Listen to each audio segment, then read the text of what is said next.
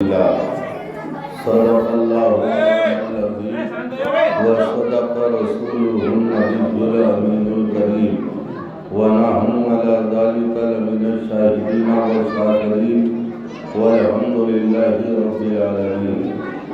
آئیے کائنات کے مرکز عقیدت نبی محترم شفیع المذنبین رحمت للعالمین جناب محمد رسول اللہ صلی اللہ علیہ وسلم کی بارگاہ میں عقیدت، محبت اور دل کی گہرائیوں کے ساتھ درود و سلام پیش فرمانے۔ اللہم صلی علی سیدنا مولانا محمد وبارک وسلم صلو علیہ صلاۃ و سلام علیکہ یا رسول اللہ۔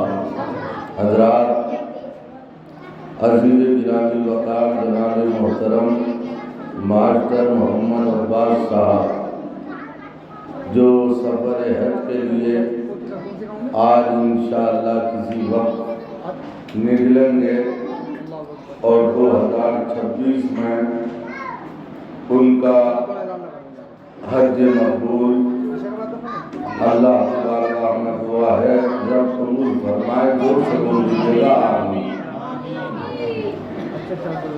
یہ سعادت، حج کی سعادت جو ہے بزور بازو نہیں، اللہ کی توفیق سے ہے۔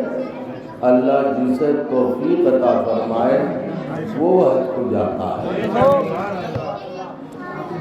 آواز کسی بچے کا انتقال۔ ایک بار درود شریف اور پڑھی، اللہم صلی علی سیدنا مولانا محمد وبارک وسلم۔ جو مرد مومن حج کے لیے یا مومنہ حج کے لیے گھر سے نکلتے ہیں تو ایک عجیب منظر ہوتا ہے اور ایسا لگتا ہے کہ یہ بندہ مدینہ منورہ میں یا بیت اللہ شریف میں پہنچ چکا ہے۔ حضرات، حالانکہ وہ اپنے گھر میں ہی ہوتا، یہ حج کی خصوصیات میں سے خصوصیات ہے۔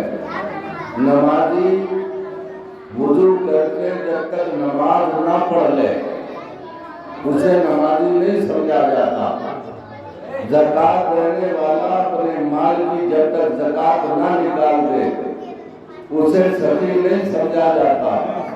مگر حضرات، رب کی شان یہ ہے کہ ایک مرد مومن یا مومنہ اپنے گھر میں، سنو بھیا ان کا کام ہے،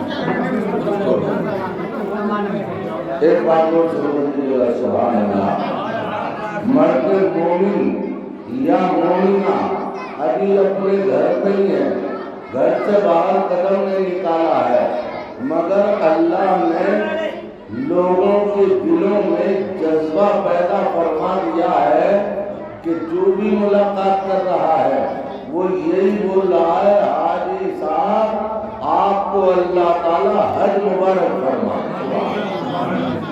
ابھی گھر میں ہی ہے، گھر سے قدم نہیں نکلا ہے، صرف عزم سفر ہے، سفر شروع بھی نہیں ہوا ہے، عزم سفر ہے۔ اور جب عزم سفر کا عالم یہ ہے کہ اللہ کی مخلوق بول رہی ہے، بوڑھے ہیں تو وہ بھی بول رہے ہیں حاجی صاحب، مولانا ہیں وہ بھی بول رہے ہیں حاجی صاحب، قوم کے امام ہیں وہ بھی بول رہے ہیں حاجی صاحب، بہن بیٹی ہے وہ بھی بول رہی ہے حجر یا حاجی صاحب۔ تو حضرات، رب کا اتنا بڑا کرم ہے کہ مرد مومن تو ابھی اپنے گھر میں ہے، جب تیرے گھر کا عالم یہ ہے اور جب تو حج کر کے آ جائے گا تو اس وقت تیرا عالم کیا ہوگا۔ حضرات، دیکھیں ہمارے مولانا حسن صاحب للوارے والے ماشاءاللہ تشریف لے آئے ہیں اور ان کا بیان جو ہے نماز عشاء کے بعد انشاءاللہ. کیوں میں پہلا کیوں نہ ہوا؟ بس پہلے نہیں آئے اس لیے. بیٹھو سیدھے ہو کے بیٹھو, سیدھے ہو کے بیٹھو, اوپر ہو کے بیٹھو. ایک بار ضرور شروع کر لیا تھا. یہ دیکھو, یہ ہمارے قاری صاحب جہاں بھی پہنچ جاتے ہیں اس محفل کا رنگ بدل جاتا. ابھی آنے سے پہلے محفل کا رنگ الگ تھا, اور جیسے ہی حضرت آئے ہیں تو رنگ بدل گیا ہے. مگر یہ ہے کہ انشاءاللہ ذرا زور سے بولیے سبحان اللہ. دل کو فیضان نبوت کے مزے آنے لگے, دل کو فیضان نبوت کے مزے آنے لگے, اور لطف دوری میں بھی حضوری کے ہم پانے لگے. ایک حاجی کی شان یہ ہے کہ دل کو فیضان نبوت کے مزے آنے لگے, لطف دوری میں بھی حضوری کے ہم پانے لگے, اور چھوڑ دینا ساتھ میرا ایک غرور عقل و ہوش, سامنے جب گنبد خضرا نظر آنے لگے, سامنے جب گنبد خضرا نظر آنے لگے. ارے ساتھی ہے کوئی, ایک حاجی جب حج کے لیے نکلتا ہے تو حضرات صحیح بات یہ ہے کہ وہ اللہ کی ذات پر مکمل بھروسہ کر کے جاتا ہے, گھر چھوڑتا ہے.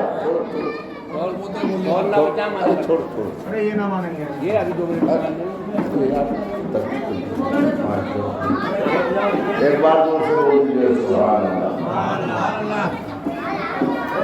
گھر چھوڑتا ہے اللہ کے بھروسے پر, بچوں کو چھوڑتا ہے اللہ کے بھروسے پر, اولاد کو چھوڑتا ہے اللہ کے بھروسے پر, مال کو چھوڑتا ہے اللہ کے بھروسے پر, زمین جائیداد کو چھوڑتا ہے اللہ کے بھروسے پر, اور کہتا ہے مولا یہ دنیا کا جتنا بھی ساز و سامان ہے یہ سب تیرے حوالے کیا ہے, اور دل کو مصطفیٰ جان رحمت کے حوالے کیا. حضرات اب یہ چلا ہے, اب یہ گھر سے نکلا ہے, جا رہا ہے, سفر حج سامنے ہے. اللہ کے پیغمبر فرماتے ہیں, اللہ کے پیغمبر نے فرمایا من زارا قبری وجبت لہو شفاعتی. حج ارکان اسلام میں سے خود ایک مکمل رکن ہے, جیسا نماز رکن ہے. حاجی جی آپ کے لیے ضروری ہے تکلیف, جب میں بیٹھوں تو بیٹھوں. نماز جیسا رکن ہے ویسے ہی حج بھی ایک رکن ہے, زکوٰۃ بھی ایک رکن ہے, نماز بھی ایک رکن ہے. تو اس لیے حج فرض کب بنتا ہے؟ جب صاحب استطاعت ہو, اس کے پاس اتنی دولت ہے, اتنا مال ہے کہ وہ بچوں کا خرچ بھی, اپنا خرچ بھی, سفر کا خرچ بھی, وہاں جو قربانی کرنی ہوتی ہے اس قربانی کا خرچ بھی اپنے آپ اٹھا سکے تو اس پہ حج فرض ہو جاتا ہے, اس پہ حج فرض ہو جاتا ہے. اب کوئی بندہ کہے کہ میاں ہمارے پاس تو ابھی اولاد باقی رہ گئی ہیں, کوئی یہ کہے کہ ابھی اولاد باقی ہے, جب تک یہ ان کی شادی نہیں ہوگی نماز نہیں پڑھوں گا. ایسے یہی ہے, حج نہیں کروں گا جب تک ان کی شادی نہیں ہوگی. یہ ایسے ہی ہے کہ بھئی نماز نہ پڑھوں گا جب تک بچوں کی شادی نہ ہوگی, چونکہ وہ بھی ایک ارکان حج ہے, اور یہ وہ ایک رکن ہے اسلام کا, اور یہ بھی رکن ہے, نماز بھی رکن ہے. فرق یہ ہے کہ نماز کے لیے پیسے کی ضرورت نہیں ہے, حج کے لیے پیسے کی ضرورت ہے. جب بندہ حج کو جائے گا تو الحمدللہ اس میں مال کی عبادت بھی ہوگی, مال بھی خرچ کیا جائے گا, اور جانی عبادت بھی ہوگی, جان بھی لگایا جائے گا. تو اس لیے میرے حضرات یہ سفر حج کے لیے گھر سے نکلے اور سرکار کے روزے پر پہنچے. سبحان اللہ. بڑا حاجی آؤ شہنشاہ کا روزہ دیکھو. سرکار اعلیٰ حضرت نے بڑی پیاری بات کہی ہے, حاجی آؤ شہنشاہ کا روزہ دیکھو. ارے کعبہ کو دیکھ چکے, اب کعبے کا کعبہ دیکھو. حاجی آؤ شہنشاہ کا روزہ دیکھو. ارے کعبہ تو دیکھ چکے, اب کعبے کا کعبہ دیکھو. اور غور سے سن تو رضا, کعبے سے آتی ہے صدا. غور سے سن تو رضا, کعبے سے آتی ہے صدا. آ میری آنکھ سے میرے پیارے کا روزہ دیکھو. آ میری آنکھ سے میرے پیارے کا روزہ دیکھو. حضرات, ہمارے نبی محترم صلی اللہ علیہ وسلم جب پیدا ہوئے, اعلیٰ حضرت کا کوئی بھی شعر, کوئی بھی کلام بغیر حدیث اور قرآن کی آیت کے نہیں ہے. اعلیٰ حضرت نے فرمایا آؤ حاجی آؤ شہنشاہ کا روزہ دیکھو. غور سے سن تو رضا, کعبے سے آتی ہے صدا. جب نبی پاک اس دنیا میں آئے تو آپ کے دادا رہے حاجی جی, یہ ساری تقریر آپ کے اوپر ہو رہی ہے. دولہا جب غائب ہے, ہاں نکاح کے ٹائم پہ دولہا کو غائب نہیں ہونا چاہیے. ذرا دور سے بولتے, کام میں لگے ہوئے, کام میں لگے ہوئے, مہمان نوازی بھی ضروری ہے. ایک بار اور بول دیجیے گا سبحان اللہ. اعلیٰ حضرت نے فرمایا آ میری آنکھ سے میرے پیارے کا روزہ دیکھو. جب ہمارے اور آپ کے پیغمبر دنیا میں تشریف لائے تو کعبے کے متولی جناب عبد المطلب نے اپنے پوتے کو لیا اور حرم کعبہ میں لے گئے. سبحان اللہ. ہمارے اور آپ کے پیغمبر حرم کعبہ میں پڑھ لوں میرے بعد مطلب حضرات, کعبے میں جب لے کے گئے حرم کعبہ میں, صبح کا وقت تھا اور کوئی حرم کعبہ میں نہیں تھا. صبح کا وقت, کوئی حرم کعبہ میں نہیں. اور آپ جب لے کر گئے تو آپ جب جیسی داخل ہوئے تو کعبے کے در و دیوار سے آواز آ رہی تھی. سبحان اللہ, سبحان اللہ. اور جو آواز آ رہی تھی تو کعبے کے متولی نے ادھر دیکھا ادھر دیکھا, یہ آواز کہاں سے آ رہی ہے. جب کعبے کے در و دیوار سے کان لگایا تو اس سے آواز آ رہی تھی, ایک کعبے کے متولی عبد المطلب مبارک ہو, تیری گود میں تیری گود میں اس وقت عام بچہ نہیں آیا ہے. اگر آیا ہے گود میں تو نبیوں کا امام آیا ہے. غور سے سن تو رضا, اب سنو چھے, غور سے سن تو رضا, کعبے سے آتی ہے صدا. آ میری آنکھ سے میرے پیارے کا روزہ دیکھو. حضرات, نبی کے امام رحمت للعالمین کے مقدس روزے پر جب ہم حاضری دیتے ہیں, سبحان اللہ, اور ہماری حاضری کوئی نئی حاضری نہیں ہے, یہ ہمارے اس علاقے کے ذمہ دار مولانا ہے, مولانا حسن صاحب. قاری صاحب ہمارے امام صاحب کسی ضرورت سے چلے گئے ہیں, ان حضرات سے معلوم کر کے دیکھیے. من زارا قبری وجبت لہو شفاعتی, جس نے سرکار نے فرمایا, اور یہ ہمارا ایمان عقیدہ ہے کہ ساری دنیا جھوٹ بول سکتی ہے لیکن آمنہ کا لال جھوٹ نہیں بول سکتا. جو ساری دنیا کے جھوٹے جراثیموں کو دنیا میں دفن کرنے آیا ہو, جس نے جھوٹوں کے خلاف مورچہ لگایا ہو, جو جھوٹوں کے خلاف کھڑا ہوا ہو, جو جھوٹوں کے خلاف حق و صداقت کا چراغ دنیا کو دے کر گیا ہو, حضرات وہ جھوٹ نہیں بول سکتا. پیغمبر فرماتے ہیں من زارا قبری وجبت لہو شفاعتی، جس نے میرے روضے کی زیارت کی ہے قیامت کے دن اس کی شفاعت میرے اوپر واجب ہو۔ حضرات آپ اندازہ لگائیے، ایک حاجی، اب یار ایک بات اور ذہن میں پیدا ہو رہی، وقت نہیں ہے، دیکھیے ہمارے مولانا محمد ہاشم صاحب جو الحمدللہ ہمارے ماسٹر عباس صاحب کے خصوصی رشتہ دار بھی ہیں، وہ بھی تشریف لائے ہیں، لیکن ایک بات اب یہ پیدا ہو رہی ہے کہ جس کے پاس یار حج کرنے کے پیسے ہیں، سب کے پاس تو نہیں ہے اور نہ سب جا سکتے، پیسہ ہونے کے بعد بھی نہیں جا سکتے، تو پھر وہ لوگ کیا کریں گے جو یہاں ہیں؟ ایک بات ہے کہ نہیں، وہ ان کا کیا ہوگا؟ جو ہندوستان میں ہیں، دنیا بھر میں ہیں، وہاں نہیں پہنچ پاتے، اب ان کا کیا ہوگا؟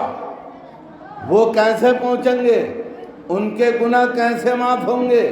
ان کے لیے سرکار وجبت لہو شفاعتی، ان کے لیے سرکار کی شفاعت کیسے واجب ہوگی؟ تو حضرات ذرا مچر کے زور سے بول دیجئے گا سبحان اللہ۔ پھر میں آپ کو بتا رہا ہوں، اللہ کے پیغمبر نے، اللہ تعالیٰ نے فرمایا، سبحان اللہ، رب نے فرمایا وَلَوْ أَنَّهُمْ إِذْ ظَلَمُوا أَنفُسَهُمْ جَاءُوكَ فَاسْتَغْفَرُوا اللَّهَ وَاسْتَغْفَرَ لَهُمُ الرَّسُولُ لَوَجَدُوا اللَّهَ تَوَّابًا رَحِيمًا۔ رب نے فرمایا اے بندو، اگر تم اپنی جانوں پر ظلم کر لو تو نبی پاک کے پاس چلے جاؤ، ان سے دعا کرا لو، وہ دعا کر دیں گے، اللہ تمہاری مغفرت فرما دے گا۔ اب حضرات اب مفسرین اکرام کا قول سنیں، انشاءاللہ روح ایمان تازہ ہوگی۔ مفسرین اکرام فرماتے ہیں جن پہ استطاعت ہے وہ تو وہاں پہنچ جائیں گے، اور جن پہ اتنا نہیں ہے وہ کیسے پہنچ پائیں گے؟ تو مفسرین فرماتے ہیں انہیں جانے کی ضرورت نہیں ہے، سبحان اللہ، ان کی بھی خطائیں معاف ہوگی، ان کی بھی غلطیاں معاف ہوگی، ان کے لیے بھی شفاعت کے دروازے رسول پاک کے لیے رسول پاک کے دروازے کھل جائیں گے۔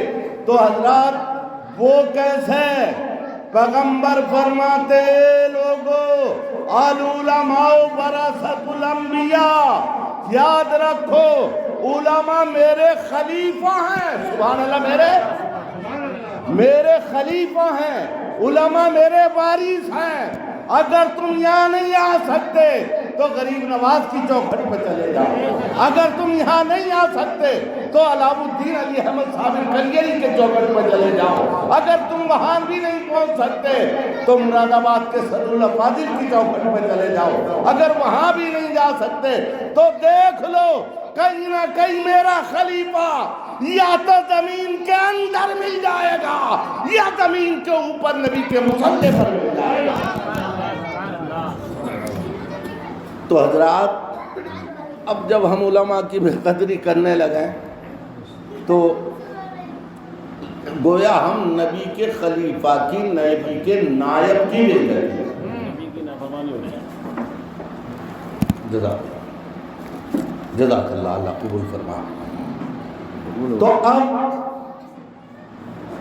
سرکار کے روضے پر پہنچے۔ حاجیوں کی دو قسطیں ہوتی ہیں، ایک قسط وہ ہوتی ہے حاجی جی، ایک قسط وہ ہے جس میں آپ شامل ہیں، پہلے رسول کے روضے پر پہنچے، ایک قسط وہ جائے گی جو بعد میں سرکار کے روضے پر آئے گی۔ ایک حاجی کے لیے ضروری ہے جب تک وہ ارکان حج ادا نہ کرے گا اس کا حج قبول نہیں، تو اس لیے ارکان حج کا پورا کرنا ضروری ہے۔ طواف کعبہ اور صفا مروہ کی دوڑ، قیام منی اور میدان عرفات حج کا پہلا رکن ہے۔ آپ کو حیرت ہوگی، حج کا پہلا رکن، پہلا فرض ہے میدان عرفات میں ٹھہرنا۔ کچھ لوگ کہتے ہیں نا یار جب تم کعبے کے کعبے کے امام کے پیچھے نماز نہ پڑھو گے تو تمہارا حج کیسے ہوگا؟ تو حج تو الگ فرض ہے، حج الگ فرض ہے، حج الگ فرض ہے، نماز الگ فرض ہے۔ آپ پہنچے میدان عرفات میں، یہ بتائیے، آپ میں سے بہت سارے حاجی ہوں گے، میں بھی الحمدللہ 2006 میں یہ سعادت حاصل کر چکا ہوں۔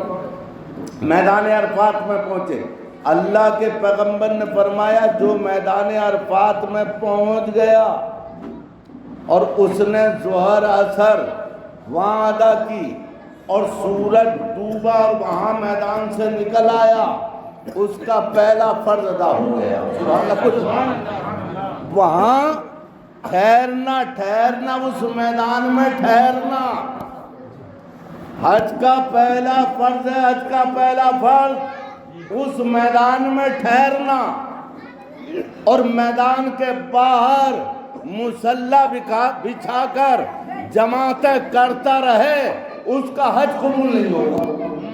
اس گراؤنڈ کے اندر پہنچنا ہے، یہ پہلا فرض ہے، پہلا فرض ہے۔ اور میدان کے باہر کوئی آدمی نماز کے لیے مصلی ڈال لے، نماز پڑھتا رہے، مگر گراؤنڈ کے اندر نہیں ہے، وہ باہر ہے۔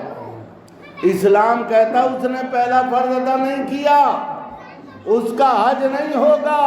اور گراؤنڈ کے اندر اگر وہ آ کے سو بھی جائے تو حج کا پہلا فرض ادا کر لے گا، اگرچہ نماز نہیں پڑھی ہے تو نماز کا گنہگار ہوگا۔ سمجھ رہے؟ اب میدان عرفات سے شام کو آپ مغرب کی سورج ڈوبنے کے وقت وہاں سے نکلیں گے، مغرب کی نماز نہیں ادا کریں گے، مغرب کی نماز وہاں ادا نہیں کریں گے، وہاں مغرب کی نماز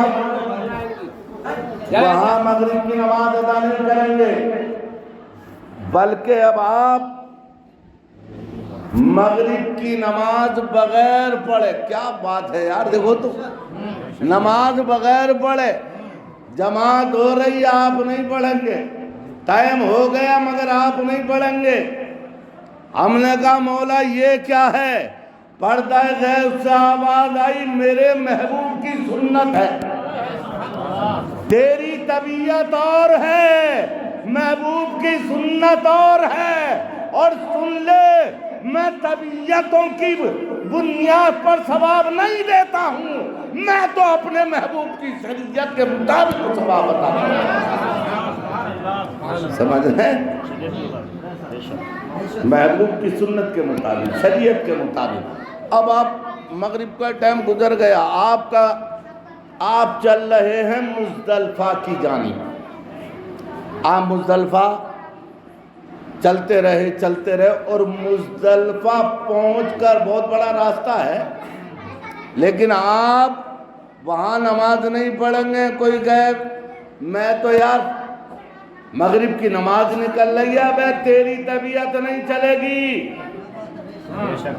یا اللہ ہم قضا پڑھیں ادا پڑھیں۔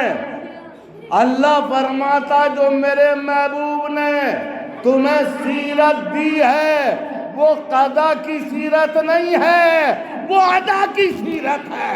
محبوب کی اداؤں کو پسند کیا، تمہاری اداؤں کو بھی پسند کیا۔ اب ہم مزدلفہ میں پہنچ گئے، اور مزدلفہ میں پہنچ کر ہم نے وہاں سے کنکریاں چننی ہیں۔ مزدلفہ پہنچیں گے، پہلے تو نماز مغرب اور عشاء دونوں ملا کے، سبحان اللہ کیا شان ہے، ہمارے نبی نے ملا دیا یار۔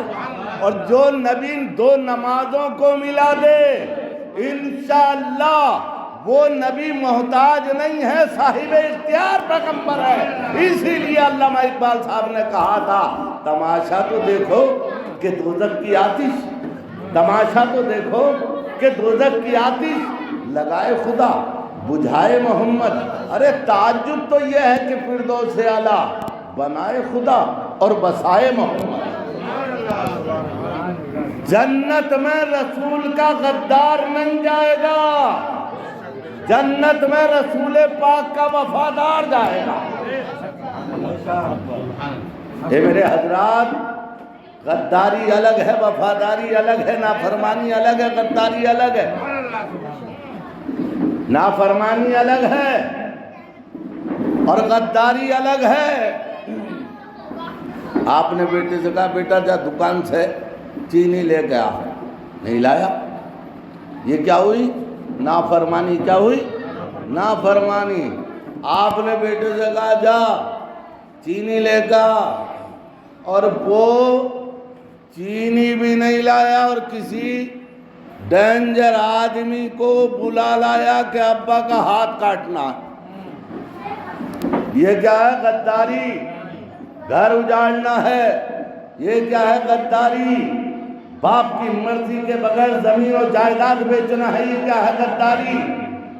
خاندان کے خلاف، ماں باپ کے خلاف بولنا، یہ کیا ہے؟ غداری۔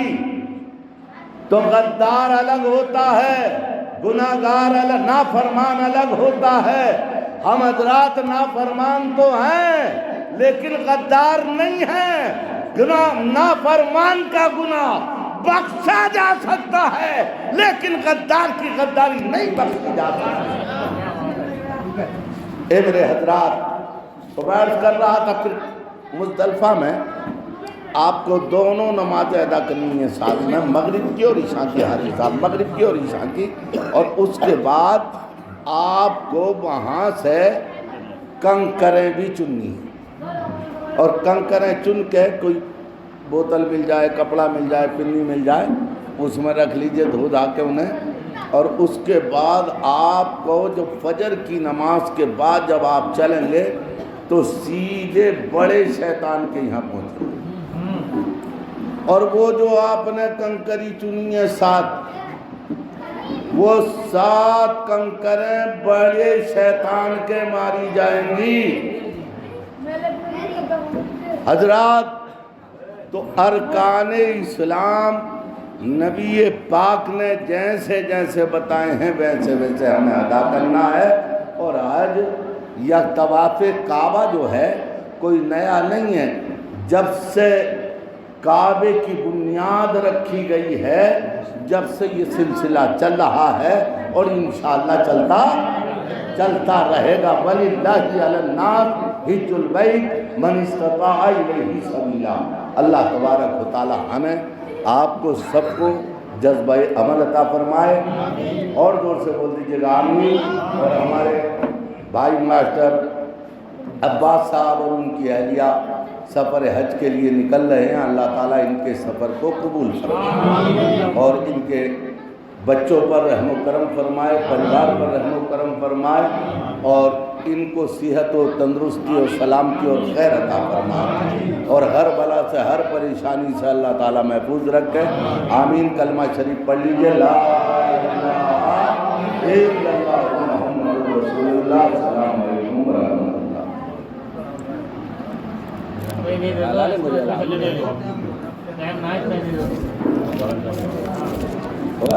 ٹھیک ہے بھائی، السلام علیکم۔